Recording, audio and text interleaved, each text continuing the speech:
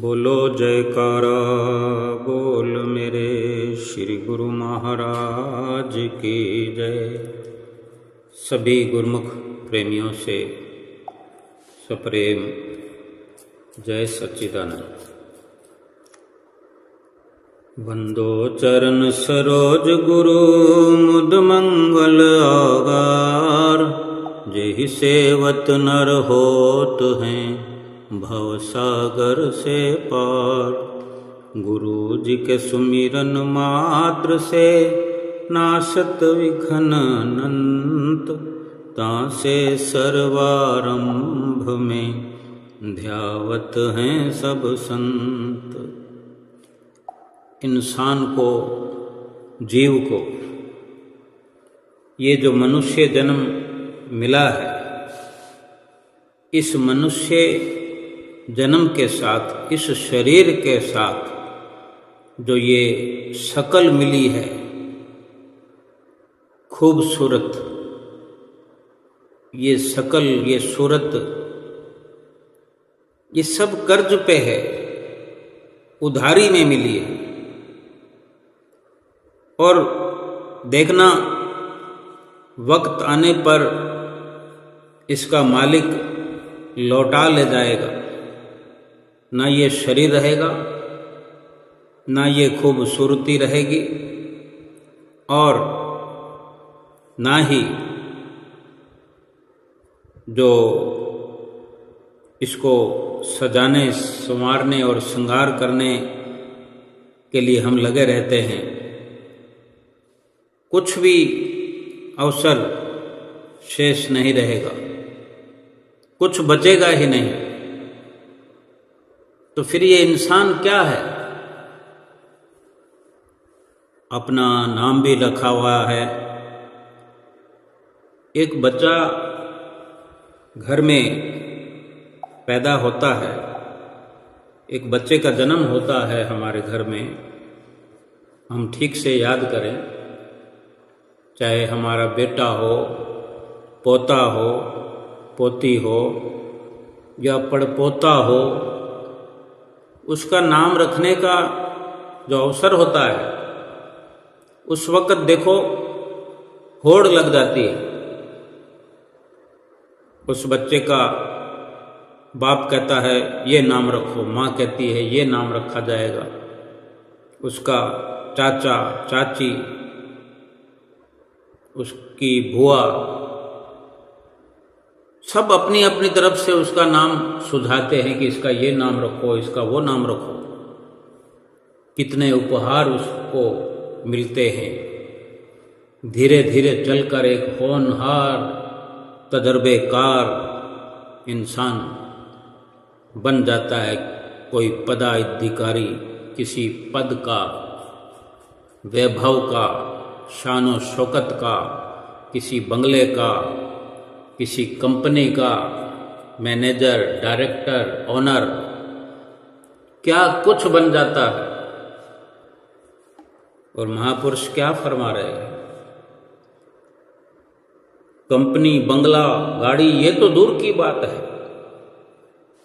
महापुरुषों ने आगाह किया है, संतों के वचन है कि ये शकल और सूरत भी सब कर्ज पे मिली है, उधार मिली है।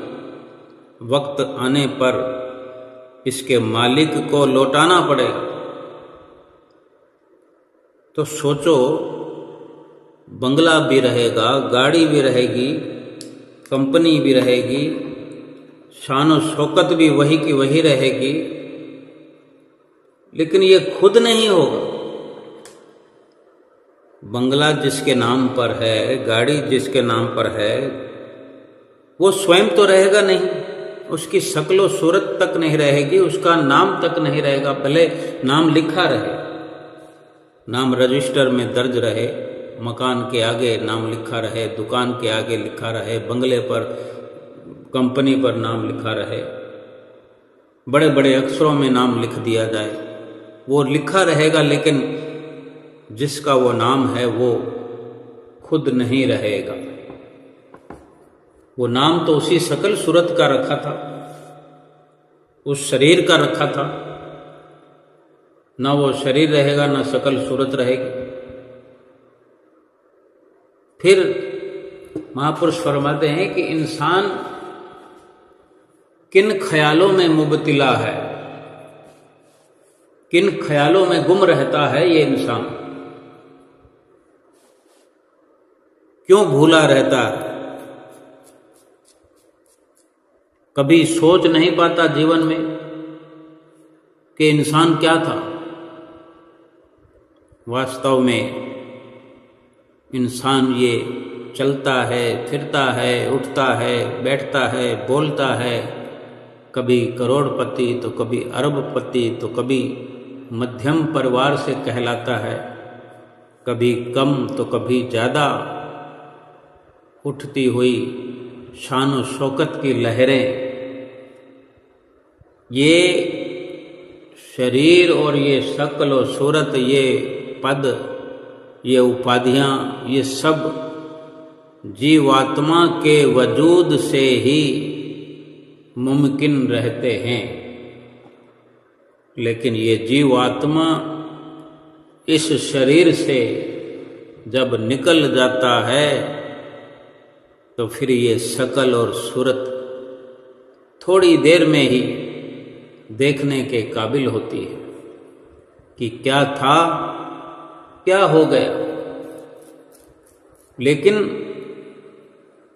कुछ था ही नहीं। इंसान ने स्वयं एक पानी के बुलबुले को एक नाम दे दिया। पानी के बुलबुले की कितनी औकात होती है।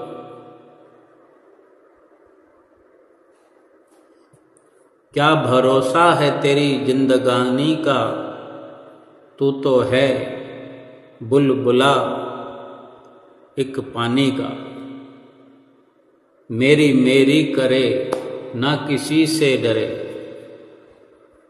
यही काम किए जा, काम किए जा, आराम किए जा, साथ साथ प्रभु जी का नाम लिए जा।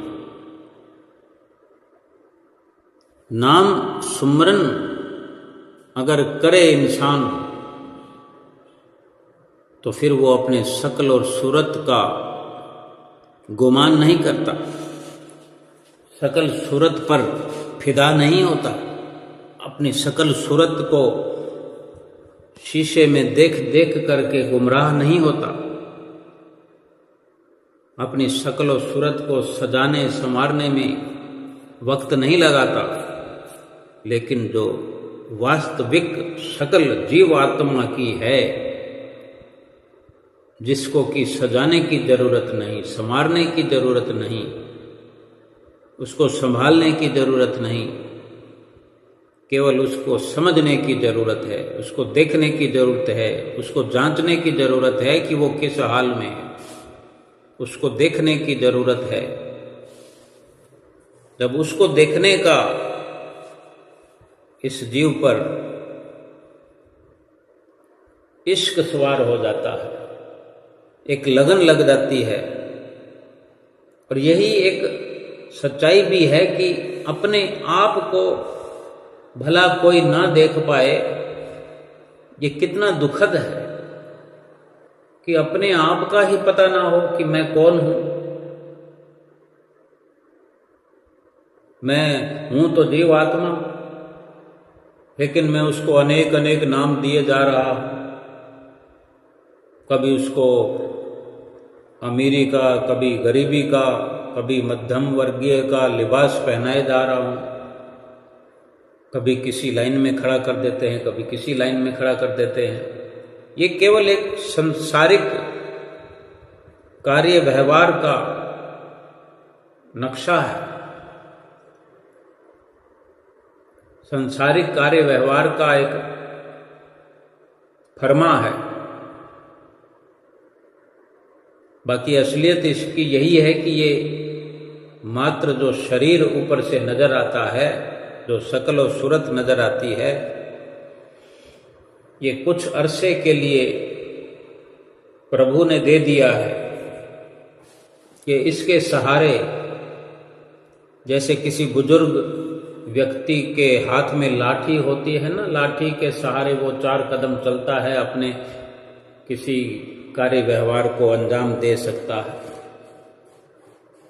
वो अपने शरीर पे भरोसा नहीं करता, वो लाठी पर भरोसा करता है। तो असल में इस शरीर की जो असलियत है वो है जीवात्मा। जो जीवात्मा को समझने का प्रयास करते हैं या जीवात्मा का जो पाठ पढ़ते हैं,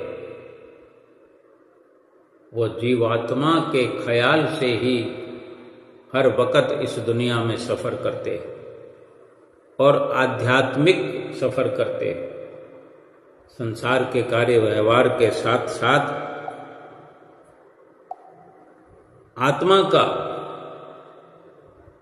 कार्य व्यवहार हर वक्त करते हैं, क्योंकि शरीर की असलियत जो समझ में आ गई कि ये शरीर पानी के बुलबुले के समान है। पानी केरा बुदबुदा अस मानस की जात, देखत ही छिप जाएगी ज्यों तारा पर भात। पानी का जो बुलबुला है, ऐसे ही इस मनुष्य की औकात है। पानी केरा बुदबुदा अस मानुष की जात, पानी के बुलबुले के समान है इसकी औकात, इस शरीर की, इस मनुष्य जीवन की। ये कब किस वक्त छुप जाए, गायब हो जाए, फना हो जाए, नाश हो जाए। पानी का बुलबुला कितनी देर चलता है, देखते ही देखते नाश हो जाता है। इस मनुष्य शरीर को भी पानी के बुलबुले के समान बता दिया है महापुरुषों ने कि कब ये छिप जाए। जैसे तारों भरी जो रात है, देखत ही छुप जाएगी ज्यों तारा भर प्रभात। जो तारों भरी रात है वो सुबह के होते ही ऐसे छुप जाएगी जैसे कभी रात्रि थी ही नहीं। सुबह के ना होने पर ही रात्रि का एहसास होता है। रात्रि की चकाचौंध, अंधेरा, रातों को वो झिलमिलाती रोशनियां, दिन में वो सब क्यों नजर नहीं आते। दिन के उजाले में वो रात की जो रोशनियों की चकाचौंध होती है, पूरा वातावरण बदल जाता है। ऐसे ही ये दिन एक उजाला है, ये दिन असलियत है, रात्रि जो है इसकी परछाई है। कितनी कितनी रोशनियां करने पर इस दुनिया में रात को कितनी रोशनी की जाती है, कभी हमने अनुमान लगाया हो, अंदाजा लगाया हो। बस इतना ही विचार कर लें कि कितनी लाइटें जलती है रात को। घर घर में कितनी कितनी लाइटें जलती है, एक एक घर में बल्ब जगते हैं, ट्यूबलाइट जलती है। कितनी लाइटें गली में जलती है, सड़कों पर जगती है, खंबे खंबे पर लाइट जलती है। और चौराहों पर कितनी ऊंचाई पर मरकरी बल्ब जलते हैं। कितनी कितनी तेज रोशनी होती है। और साथ में ये आकाश में तारों की जैसे कोई बारात आ गई है, तारों की जैसे बारात निकली हो। पूरा आकाश तारों से भरा होता है, आकाश ढक जाता है तारों से। तारों की जगमगाहट में आकाश नजर ही नहीं आता, तारे ही तारे नजर आते हैं। और फिर इन्हीं तारों में नजर आता है चंद्रमा, कभी आधा तो कभी पूरा, कभी वो भी छिप जाता है। लेकिन जब सुबह होती है तो एक भी लाइट जलाने की जरूरत नहीं है। क्यों कि इन सबसे पावरफुल सूर्य का उजाला जो है वो उजागर हो जाता है, और इसी का नाम सुबह कहते हैं कि सुबह होते ही फिर ये लाइट की रोशनियाँ, ये तारे सितारे जैसे गायब हो जाते हैं। गायब कहाँ होते हैं? तारों का कोई बटन थोड़ी है। हमारे घर में जो लाइट जलती है, बल्ब जलते हैं गलियों में, सड़कों में, जहाँ भी जलते हैं, उनके तो बटन होते हैं। उनको बंद कर दो तो वो रात को भी अंधेरा कर सकते हैं, रात को भी बंद कर सकते हैं उनको। लेकिन तारों का तो कोई स्विच नहीं है। मिसाल यही दी गई है कि सूर्य के उदय होने पर रात्रि ऐसे फना हो जाती है जैसे kभी रात हुई ही नहीं थी। उसका कोई वजूद समझ में ही नहीं आता कि वो रात कहाँ चली गई।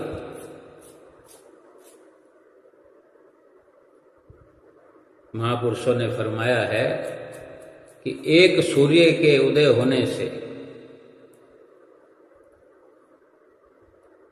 पूरे देश में चांदना हो जाता है, प्रकाश हो जाता है। कोई बल्ब जलाने की जरूरत नहीं, बस कोई मकान के अंदर बैठना हो, कमरे में अंधेरा हो तो वो लाइट बत्ती जला सकता है। बल्कि वो जो एक सूर्य चमक रहा है, जगमगा रहा है, वो पूरे देश भर में प्रकाश फैला देता है। गली क्या, मोहल्ला क्या, घर घर में जहां सूर्य की किरणें पहुंच रही हैं वहां उजाला हो रहा है। महापुरुष इशारा करते हैं जैसे ये उजाला पूरे देश में है, पूरे संसार में है, हर गली हर मोहल्ले में है, लेकिन इस शरीर के अंदर जहां शरीर का मालिक रहता है, शरीर के जिस कमरे में, जिस कोने में, जिसको दिल कहते हैं, हृदय कहते हैं, वहां सूर्य की रोशनी नहीं जाती। सूर्य की एक भी किरण वहां नहीं पहुंच सकती। चाहे एक सूर्य तो क्या, 100 सूर्य भी चढ़ जाए, 100 सूर्य भी इस आकाश में निकल आए तो भी वहां दिल का कोई कोना रोशन नहीं कर सकता। महापुरुष फरमाते हैं, जैसो चंदा उगवे सूरज चढ़े हजार, ऐते चानन होंदियां गुरु बिन घोर अंधार। फरमाते हैं कि जे 100 चंद्रमा उग जाएं, जो रात को रोशनी कर देते हैं उदय होने पर, ऐसे 100 चंद्रमा उदय हो जाएं और सूर्य तो हजार हजार निकल आए, आकाश में 1000 सूर्य निकल आए, लेकिन उस दिल में, उस हृदय में, उस आत्मा के लिए जहां आत्मा का ठिकाना है, वहां का अंधेरा हजार हजार सूर्य उदय होने पर भी मिटा नहीं सकते, वहां पर रोशनी नहीं बिखेर सकते। वो गुरु के बिना, गुरु के प्रकाश के बिना वो अंधेरा नहीं मिट सकता।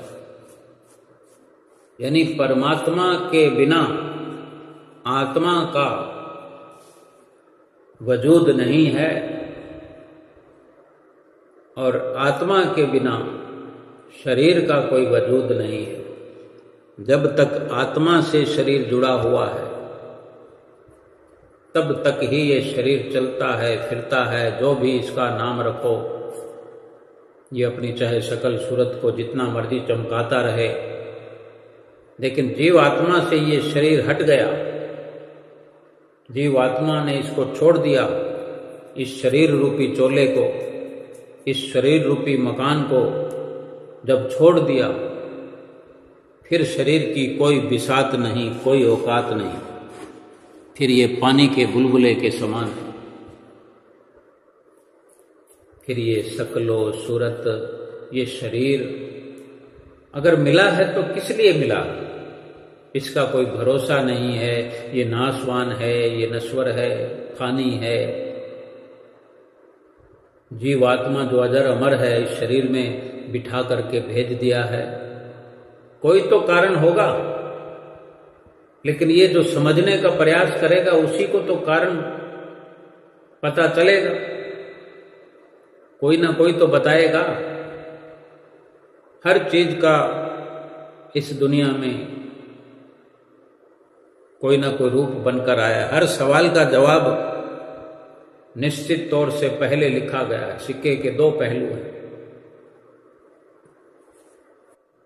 सुख है तो दुख है, दिन है तो रात है, अच्छा है तो बुरा भी है, झूठ है तो सत्य है, रात है तो दिन है। ऐसे ही अगर कोई सवाल उत्पन्न होता है तो उसका जवाब भी है, और जीवात्मा ने शरीर धारण किया है तो इसका भी जवाब है। ये नाशवान शरीर भी बड़े काम का है, तब तक ही काम का है जब तक जीवात्मा इसमें मौजूद है। लेकिन ये पता नहीं है, ये जानता नहीं कोई कि कब तक जीवात्मा इस शरीर में विराजमान है। लेकिन जब तक है तब तक बहुत कुछ किया जा सकता है। उस जगह को रोशन किया जा सकता है जहां पर हजार हजार सूर्य भी रोशनी नहीं पहुंचा सकते, उस जगह भी रोशनी पहुंचाई जा सकती है। वो हैं रोशनी पहुंचाने वाले, उस जगह को रोशन करने वाले वक़्त के संत महापुरुष। ऐते चांदन होनिया गुरु बिन घोर अंधार, यानी इतना प्रकाश होते हुए भी अगर सतगुरु की शरण नहीं मिली, सतगुरु नहीं मिले, गुरु नहीं मिले, तो घोर घना अंधेरा वहां पर जहां आत्मा है, जहां आत्मा का ठिकाना है, घना घना अंधेरा जहां कुछ भी दिखाई नहीं दे सकता, वो जन्म जन्मांतरों से वहां पर अंधेरा था। और अब चूंकि मनुष्य जीवन मिल चुका है, आज भी वहां अंधेरा है, और अंधेरा रहेगा जब तक कि ये जीव सतगुरु की शरण में न चला जाए। और जब सतगुरु की शरण हासिल करता है, सतगुरु से नाम की दौलत प्राप्त करता है, नाम ही एक ऐसा प्रकाश है जो सतगुरु के पास जाने से ही प्राप्त होता है। और ये नाम जो अंदर हृदय में प्रवेश करता है, इस नाम का सुमरन ये जीव शुरू करता है, तो वहाँ जहाँ आत्मा का असली ठिकाना है, शरीर के अंदर जहाँ आत्मा की बैठक है, जहाँ नाम का सुमरन होने लगता है, प्रकाश वहाँ पर हो जाता है। और इस प्रकार लगातार सुमरन करते रहने से आत्मा का साक्षात्कार ये जीव कर लेता है। जब सतगुरु से मिले हुए नाम का सुमरन करता है, और जब सतगुरु की शरण मिल गई, सतगुरु से मुलाकात हो गई, तो इस जीव को एक सच्चाई समझ में आती है कि शरीर की शक्ल और सूरत कोई मायने नहीं रखती। शरीर की चाहे बहुत बड़ी उपलब्धियां हों, ये भी हम जानते ही होंगे, फिर से समझने का प्रयास कर सकते हैं कि इंसान का एक एक अंग बड़े बड़े करिश्मे करने वाला है। एक उंगली से, अंगूठे से, इस हाथ से, इस दुनिया के अंदर कितनी कारीगरी इस इंसान की है। अनेक अनेक कार्य इस दुनिया में इंसान के हाथों होते रहे हैं, हो रहे हैं। एक दस्तखत मात्र से बहुत कुछ हो जाता है। आंख के इशारे मात्र से बहुत कुछ हो जाता है। आंख से देखने मात्र से इंसान ये क्या कुछ कर देता है। लेकिन इसकी सारी कार्रवाई, इंसान चल करके कहां से कहां पहुंच गया है। आज चांद पर पहुंच गया है, चंद्रमा पर ये इंसान पहुंच गया है। वहां जाकर के ये अपना अनुभव कर रहा है।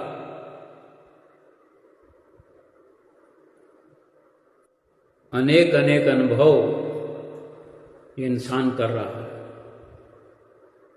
आकाश में, जमीन पर, पाताल में कितने कितने एक्सपेरिमेंट इंसान आज तक करता रहा है, अभी भी कर रहा है और करता रहेगा। इतना सब कुछ इंसान अपने शरीर के द्वारा करने में माहिर है, लेकिन अपने ही भीतर इस शरीर के माध्यम से जहां पहुंचा जा सकता है, अपनी आत्मा की कुशल मंगल को जाना जा सकता है, वहां पहुंचने में विफल है। क्योंकि वहां का पता किसी को भी नहीं लग सकता जब तक कि परिपूर्ण संत सतगुरु की शरण न मिल जाए। क्योंकि इसका पता सतगुरु ही जानते हैं, ये अनुभव उन्हीं को है। और इसीलिए सतगुरु की शरण में जाने से ही ये जीव अनुभव करता है कि मैं शरीर नहीं हूं, मैं जीवात्मा हूं। और जीवात्मा परमात्मा के बिना कुछ भी नहीं है। और ये जीवात्मा 84 लाख योनियों में भटक भटक कर आया है इस मनुष्य जीवन में, कि ये भटकना समाप्त हो जाए, हमेशा हमेशा के लिए छुटकारा हो जाए, बार बार जन्म मरण लेने से छुट्टी मिल जाए। लेकिन इस दुनिया में जब से आया है, सतगुरु की शरण हासिल नहीं की और संसार का बहुत कुछ हासिल करता चला जा रहा है, लेकिन वो सब नाशवान है। प्रभु के नाम के बिना, सतगुरु की शरण के बिना, भक्ति के बिना जो कुछ भी ये जीव, ये इंसान आद जुगाद से प्राप्त करता रहा है, आज भी कर रहा है और करता रहेगा, वो सब का सब नाश होने वाला है, मिट जाने वाला है। रहने वाली वस्तु तो प्रभु का नाम है, जो पहले भी था, आज भी है और आगे भी रहेगा। सतगुरु की शरण हासिल करने से ही जीव को पता लगता है कि मैं वास्तव में क्या हूं, कौन हूं, कहां से आया हूं और कहां जाना है और किस लिए आया हूं। जब ये समझ आती है सतगुरु की शरण में पहुंचने से, सतगुरु के बताए हुए नाम का फिर सुमरन करने से, उनके बताए रास्ते पर चलने से, उनसे जो युक्तियां प्राप्त होती हैं, जो तरीका प्राप्त होता है, उस प्रकार सुमरन करने से ये जीव अपने ही अंदर जो युगों युगों से नहीं पहुंच पाया है, बाहर तो दूर दूर समुद्र की गहराई में इंसान पहुंच गया, आकाश की ऊंचाई में पहुंच गया और इस धरती की लंबाई को नापने में सफल हो गया। कश्मीर से कन्याकुमारी तक लोग पैदल यात्रा कर लेते हैं, साइकिल पर यात्रा कर लेते हैं, और भी जैसे चाहे यात्रा कर सकते हैं, लेकिन अपने भीतर जो थोड़ी सी दूरी है, अपने आप की दूरी को तय नहीं कर पा रहा। युग बीत गए, लेकिन मनुष्य जीवन मिला इसीलिए है कि अपने आप की दूरी को तय करे। अपने आप की दूरी जो इतने युगों से नहीं कर पाए, तय नहीं कर पाए, अपने आप को पहचान नहीं पाए, अपने अंदर गोता नहीं लगा पाए, अपने अंदर प्रवेश नहीं कर पाए, क्योंकि अंदर पहुंचाने की युक्ति वाला मिला नहीं था अब तक। 84 लाख योनियों में सब कुछ मिला, रिश्तेदारियां भी मिली, खाना पीना भी मिला, रहने का बंदोबस्त बस भी हर किसी को यथा योग्य, चाहे सड़क पर रहना पड़े। जानवरों को, पशु पक्षियों को हम देखते ही हैं। कई ऐसे होते हैं जो राजा महाराजाओं के द्वार पर बंधे होते हैं पशु, कोई पक्षी राजा महाराजाओं के घर में होते हैं। कितनी खातिरदारी होती है। और जो आवारा यूं ही सड़कों पर, जंगलों में विचरते हैं, लेकिन दोनों में एक समानता तो है ही, हैं तो वो 84 लाख योनियों में ही। उनके भी बाल बच्चे होते हैं, सब कुछ उनको हूबहू मिलता है, इंसान की तरह वो रहते हैं। बस सब कुछ होते हुए एक सफलता उनके जीवन में कभी नहीं लौट सकती कि वो सतगुरु से मुलाकात नहीं कर सकते, सतगुरु उन्हें नहीं मिलते। फरमाते भी हैं कि रिश्ते नाते बहु मिले, 184 माही, सहजो सतगुरु ना मिले, जो पकड़ निकासे बाही। 84 लाख योनियों में सतगुरु नहीं मिले, ना ही किसी को मिल सकते। ये मनुष्य जीवन ही है जिसमें ये अवसर रखा गया है कि सतगुरु मिल भी सकते हैं। सतगुरु की शरण हासिल ये जीव लेकर के अपना असल कार्य भी कर सकता है, जीवन सफल कर सकता है, अपने आप को जान सकता है, पहचान सकता है, अपनी आत्मा का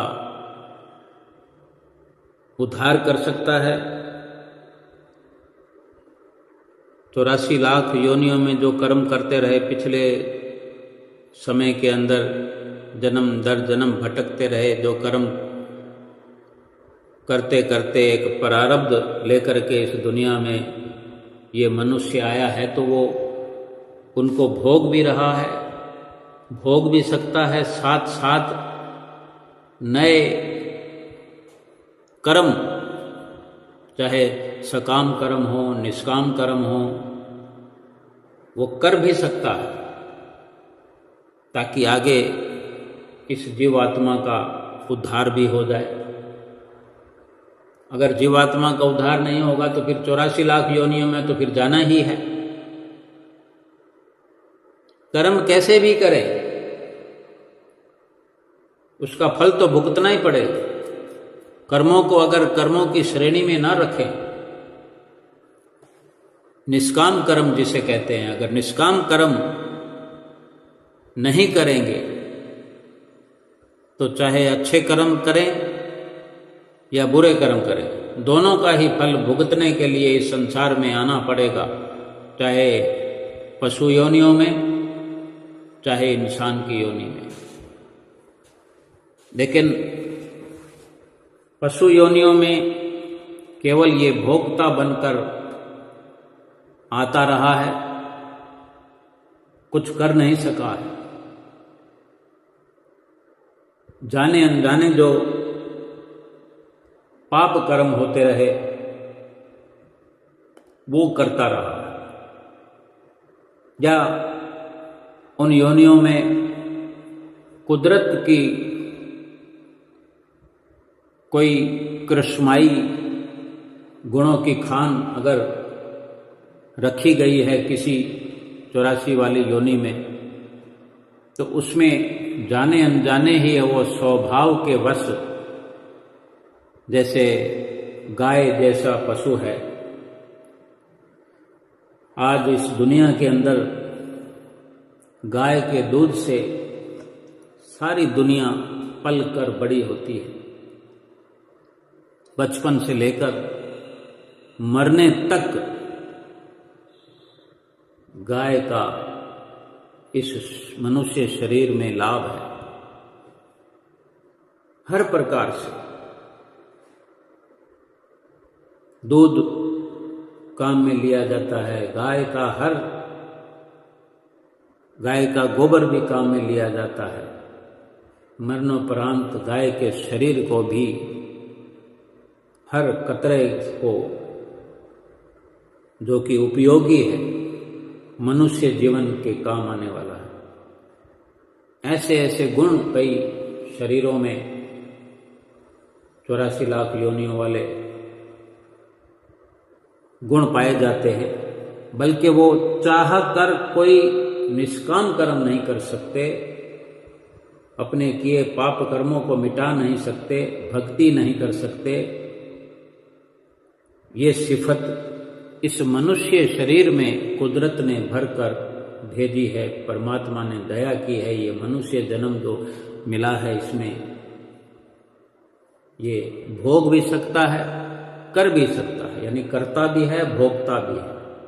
कर्तापन और भोक्तापन दोनों ही इसमें करिश्मे हैं।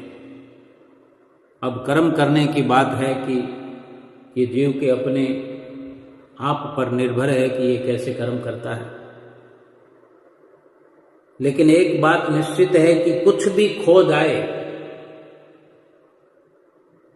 वो वापस मिले या ना मिले, कुछ हमारा गुम हो जाता है या हम कुछ भूल जाते हैं।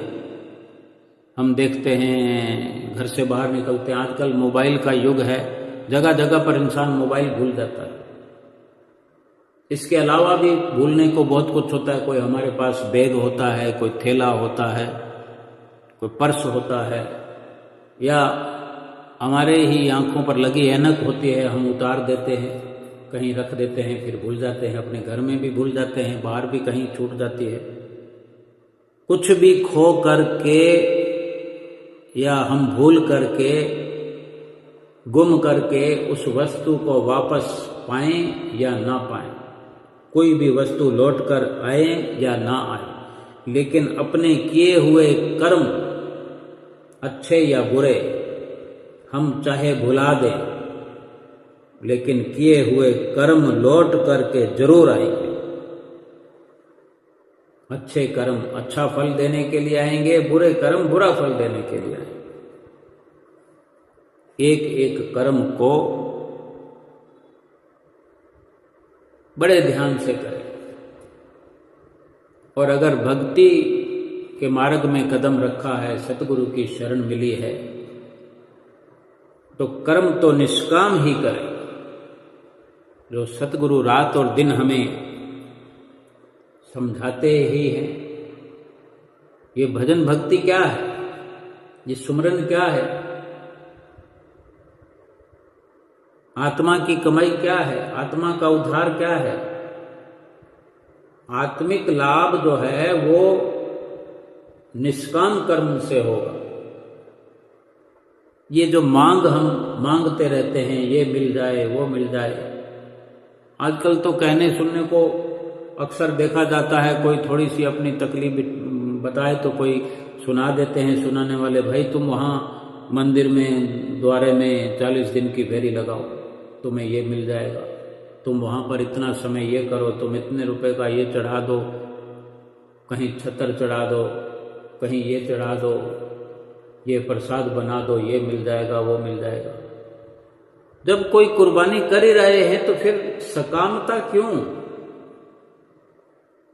ये शरीर भगवान ने दिया, इस शरीर में रहते इस दुनिया में जो भी, इस कायनात में जो भी हमने प्राप्त किया वो सब प्रभु ने दिया। प्रभु का ही माल, उसमें से थोड़ा बहुत कुछ दे करके उससे कई गुना हम फिर मांगते रहते हैं, फिर मांगते रहते हैं, रोज का रोज मांगते रहते हैं, हमारी मांग खत्म ही नहीं होती। और सतगुरु हमें रात दिन समझाते हैं कि निष्काम भाव से सेवा करो।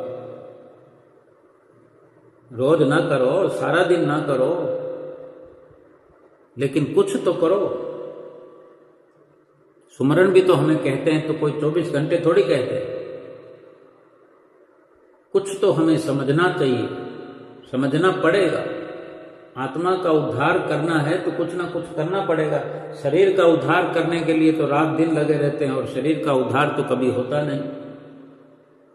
आज तक कोई शरीर का उद्धार करके इस दुनिया से नहीं गया। हाँ, लेकिन जो शरीर के माध्यम से जिसने आत्मा का उद्धार करने का प्रयास किया, उसका शरीर भी सफल, जन्म भी सफल और आत्मा भी सफल, आत्मा भी खुशहाल। 84 लाख योनियों से छुट्टी, यही तो सफलता है। लेकिन ये निष्काम कर्मों से, निष्काम भाव से, जो हमें सतगुरु के दरबार में हम अनेकों बार गए हैं और जाते भी रहेंगे, जब सेवा का अवसर मिलता है या कुटिया पर भी हमें अवसर मिलता है, कभी लंगर हो, भंडारा हो, सालाना भंडारा हो, जन्मदिन हो, कोई भी त्यौहार हो, वहां सेवा की कोई लिमिट नहीं होती। लेकिन लिमिट तो हम बना देते हैं कि ये चीज मैं करूंगा। लेकिन हम जितनी भी सेवा करें उसको भाव से करें, श्रद्धा से करें, अपना निजी कार्य समझ के करें कि मेरे सतगुरु के हुक्म और आज्ञा और उनकी मौज से ये अवसर प्राप्त हुआ है। और सतगुरु के वचन सुना करते हैं कि वे फरमाते हैं कि निष्काम भाव से सेवा करो, श्रद्धा भाव से सेवा करो और निष्काम भाव से अपना समझ के करें। हम समय का हिसाब लगाते हैं कि इस समय तो मैं नहीं आ सकूंगा महात्मा जी, इस समय तो मैं नहीं आ सकता भाई जी, इस समय तो मेरे काम का समय होता है। यानी सेवा के अवसर को चुनते हुए भी हम संसार के कार्यों को ही अपना काम समझते हैं, उसके बीच का रास्ता निकालते हैं और उसी में सेवा करना चाहते हैं। यानी संसार का त्याग तो करना ही नहीं चाहते, जिस संसार का त्याग तो हर हाल में करना ही है, लेकिन उसी संसार को ऐसा पकड़ रखा है, इस संसार ने जीव को ऐसा जकड़ रखा है कि छोड़ने का नाम ही नहीं लेता। अगर संसार के कार्य को अपना समझते रहेंगे और सेवा को बेगाना समझते रहेंगे कि समय मिला तो करेंगे, फिर लाभ क्या होगा?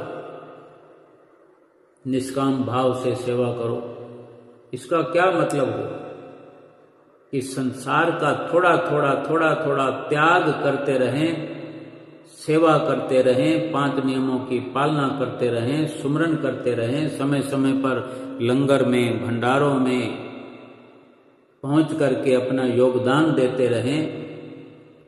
ये हमारे लिए ही ये सतगुरुदेव महाराज जी ने अवसर खोले हैं, जगह जगह आश्रम बनाए हैं। किस लिए बनाए? हमारे लिए, हमारी जीवात्मा के भले के लिए, लाभ के लिए। कोई कोरा बिजनेस नहीं खोल रखा सतगुरुदेव महाराज जी ने। उनके तो एक वचन से, बल्कि एक इशारे मात्र से सृष्टि का उदय और अस्त हो जाता है। रिद्धियां सिद्धियां उनके चरणों की चेरी हैं। उनको भला क्या जरूरत है बिजनेस करने के लिए? खुद पार ब्रह्म परमेश्वर हैं। क्या इस दुनिया में धन कमाने के लिए या कोई महल खड़े करने के लिए इस दुनिया में अवतरित हुए?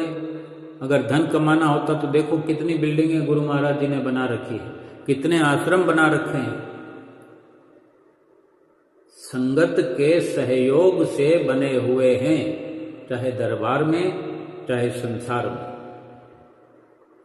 तो संगत के लिए ही खोल रखे। कोई संगत का एक भी व्यक्ति कहे कि मैं कर सकता हूं, ये तो मुमकिन नहीं है। श्री गुरु महाराज जी ने तो किसी को कुछ नहीं कहा कि मैं कर सकता हूं। संगत को अवसर दिया, गुरुमुख प्रेमियों को अवसर दिया। एक लंगर, एक भंडारा चलता है तो किसी को ये तो नहीं फरमान होता कि आप एक नमक की थैली नहीं दे सकते, आपको तो घी का टीन ही देना पड़ेगा या आटे की बोरी देनी पड़ेगी। किसी से ये नहीं कहा जा सकता, किसी से ये नहीं कहते कि आप कोई पानी की सेवा ना करो। जो जिस प्रकार से सक्षम है वो श्रद्धा भाव से सेवा करे। सेवा श्रद्धा और भाव से ही फलीभूत होती है। ये हमारे लिए अवसर खोला है। हम विचार करें, समझने की कोशिश करें, समझने का प्रयास करें। श्री आनंदपुर दरबार की इतनी ऐसी ऊंची मिसाल कहीं इस दुनिया में तो क्या तीनों लोकों में मिलने वाली नहीं है। निष्काम कर्म करने की हर वक्त शिक्षा प्रदान करते हैं। मांगने की क्या जरूरत है, कितना कुछ कुदरत ने हमें दे दिया है और रोज का रोज दे रही है। और सबसे बड़ी बात, जिसको पार ब्रह्म परमेश्वर सतगुरु के रूप में मिल गए हो, हमारा हाल चाल पूछने वाले मिल गए हो, हमारी हालत को सुधारने वाले मिल गए हों, हमें दुखों से छुटकारा दिलाने वाले मिल गए हों, 84 का ये फंदा समाप्त करने वाले मिल गए हों, फिर हम क्या मांग रहे हैं? नाश होने वाली वस्तुएं मांगते रहते हैं। मुझे ये दे दो, मुझे वे दे दो, मेरे बेटे की शादी हो जाए, मेरा पोता हो जाए, मेरे को मेरी दुकान चल जाए, मेरा मकान बन जाए, 2 मंजिला बन जाए, 3 मंजिला बन जाए। यही सब, इससे इन मांगों से क्या आत्मा का उद्धार हो जाएगा? आत्मा की खुशी हो जाएगी? ये जीवन सफल हो जाएगा? सफलता तो आत्मा को परमात्मा से मिलाने में है, आत्मा को निज घर में पहुंचाने से, आत्मा को खुशहाल करने से। अपने शरीर को और आत्मा को समझने की जरूरत है कि ये शरीर क्या है और आत्मा क्या है। फिर जो भी कर्म करें निष्कामता से, जीवात्मा के निमित्त, जीवात्मा की भलाई के लिए ही रात और दिन सतगुरु के बताए हुए 5 नियमों की पालना करें, भजन सुमरन करें। सतगुरु से जो युक्ति प्राप्त हुई है उस पर अमल करते हुए अपना ये लोक और परलोक दोनों सुहेला करें। बोलो जयकारा बोल मेरे श्री गुरु महाराज की जय।